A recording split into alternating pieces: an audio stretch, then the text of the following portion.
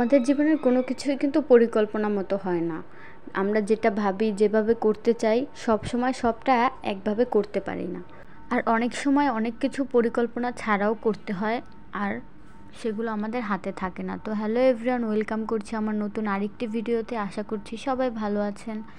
অনেক দিন হলো কোনো বড় ভিডিও আপলোড করতে পারছিলাম না, আর প্রায় 1.5 মাসের মতো আমি পেজে অ্যাক্টিভ ছিলাম না।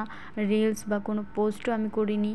আমার আরেকটি পেজ ছিল যেটা আমার কারণে নষ্ট হয়ে গিয়েছিলো, বিভিন্ন ভুলের কারণে হোক বা যাই হোক, বা ফেসবুকের বিভিন্ন আপডেটের জন্য। তারপর এটা আমি খুলেছিলাম যে চেষ্টা করব আবার নতুন করে সবটা শুরু করার জন্য। আসলে আমরা যেভাবে চেষ্টা করতে চাই বা যেভাবে পরিকল্পনা করি, সবসময় কিন্তু সেভাবে কাজটা করতে পারি। তারপরও কি নতুন করে আবার চেষ্টা। এই ভিডিওটা আমার লাস্ট কবে করা ছিল আমার সেটা মনে নেই তারিখটা, কিন্তু অনেক দিন আগেরই হবে, যেহেতু আমি কলই শাকের ভিডিওটা আমার করা শীতের সময়ের।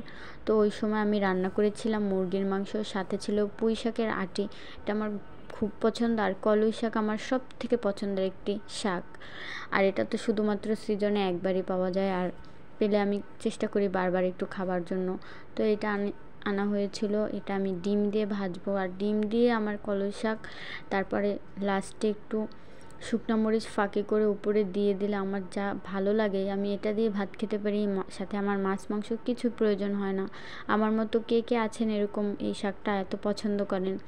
আমারও পছন্দ, সাথে আমার শ্বশুরও খুব পছন্দ করে এই শাক। আমরা দুজনে খুব পছন্দ করি, আর তার সাথে আমার অনেক কিছুই পছন্দ মেলে। আমার হাজব্যান্ড এই শাক একদমই খায় না। তার কথা বলে কোনো লাভই নেই, অনেক ভিডিওতেই বলেছি তার পছন্দ আমার পছন্দ আকাশ পাতাল তফাৎ। যাই হোক, আমি রান্নাবান্না শেষ করেছিলাম। তারপর বাজার থেকে কিছু মাছ আনা হয়েছিল, তো সেগুলো পিস করে কেটে ধুয়ে এখন আমি রেখে দেবো ফ্রিজে ফ্রোজিং করে। যেহেতু আমরা মানুষ যেরকম সেই অনুযায়ী আমি ভাগ করে নিয়েছি। এখন এই তো আরও কিছু মাছ ছিল, এটা কী মাছ ছিল আমার মনে নেই, কিন্তু একটা ছিল কাতল মাছ। সাথে আনা হয়েছিল গরুর, এটা হলো সাদা কলিজা বা ধলি কলিজা, এটা আনা হয়েছিল 1/2 কেজি। তারপর সাথে ছিল সাগরের মাছ। এটা আমার আর আমার শ্বশুরের খুব পছন্দ, যেটা আমার হাজব্যান্ড একদমই খায় না।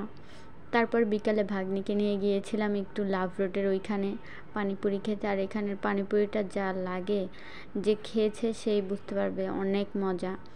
যারা যারা লাভ রোডের ওদিকে যায় বা চেনে তারা জানে এখানের এই পানিপুরিটা কত ফেমাস আর খুবই মজা। তো আমরা দুজনে মিলে খাচ্ছিলাম, আর বাবু তো ছোট মানুষ, ও তো খেতে পারবে না, আর ওকে এগুলো দেওয়া ঠিকও হবে না। দেন বাসায় আসার পর আমার হাজব্যান্ড অফিস থেকে আসে। তো প্রথমে দেখে ভেবেছিলাম যে নিশ্চয়ই আমার জন্য কোনো গিফট নিয়ে এসেছে। তারপর দেখি এর মধ্যে পিঠা, মানে এটা সম্ভবত ফেব্রুয়ারি মাসে করা, আর ফাল্গুনের অনুষ্ঠানের পিঠা তাদের অফিস থেকে তাকে প্যাকেট করে দিয়ে দেওয়া হয়েছিল।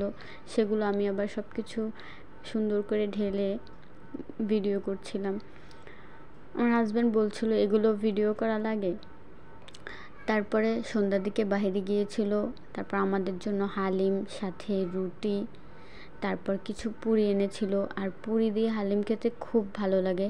আর এই হালিমটা আমাদের বাসার পাশেই একটা নতুন রেস্টুরেন্ট হয়েছে, সেখানে আমরা প্রায় যে ওখানে খাই, তো ওখানে খেলে খুব ভালো লাগে। তো আল্লাহ হাফেজ।